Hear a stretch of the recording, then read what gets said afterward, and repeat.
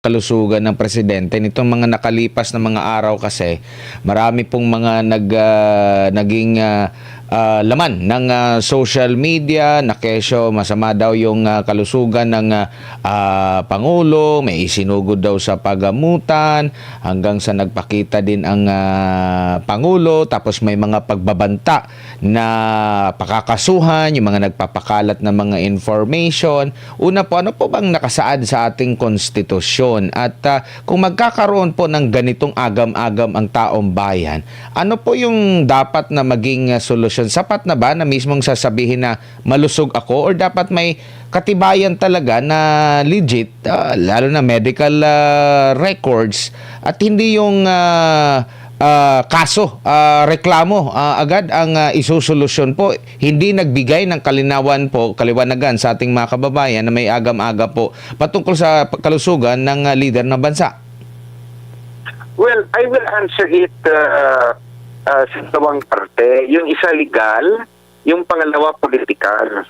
Okay.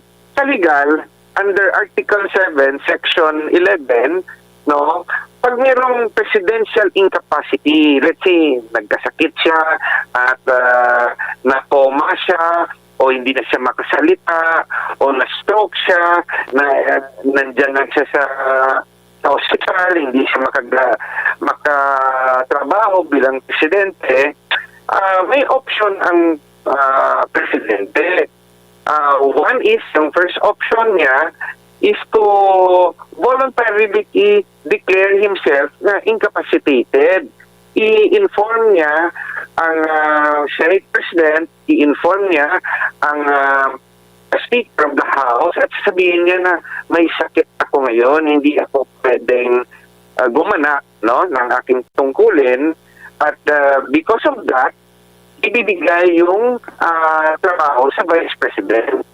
Yung second naman na option na hindi naman mag-decide ang presidente because ang kanyang kabinete by a majority vote ng cabinet members, no, mag-declare sila na incapacitated ang presidente at isasubmit rin nila ang kanilang report sa Senate President and the House Speaker. So, let's say, it usually happens kung nakakoma yung presidente. Kung comatose yung presidente, edi hindi siya makasalita. So, it will be his cabinet that will declare it.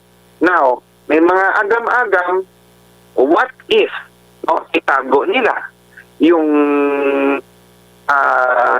totoong kalusugan ng presidente, yung katayuan ng kanyang kalusugan, nakakoma siya for example, at takot sila na mahawakan ng Vice Presidente ang kapangyarihan ng Office of the President.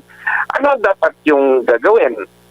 Well, base sa konstitusyon, dapat maging honest ang kabinete. They will have to find out, no, kung ano talaga yung nangyari sa presidente.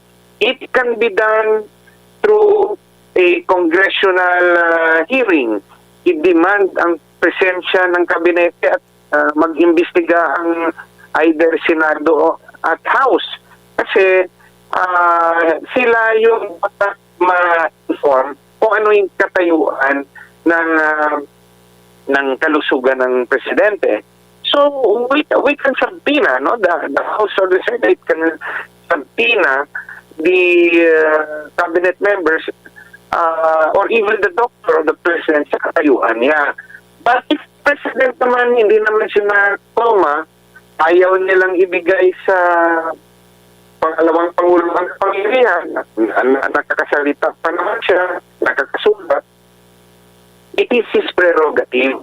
Pwede niyang sabihin na kahit sa hospital, gusto niyang i-exercise ang kanyang kapangyarihan ng bilang president. Unless he is overruled by his own cabinet. But tayo, no, reality-wise, do you think voluntarily ibigay ng kabinete ang kapangyarihan sa pangalawang pangulo? Siyempre hindi.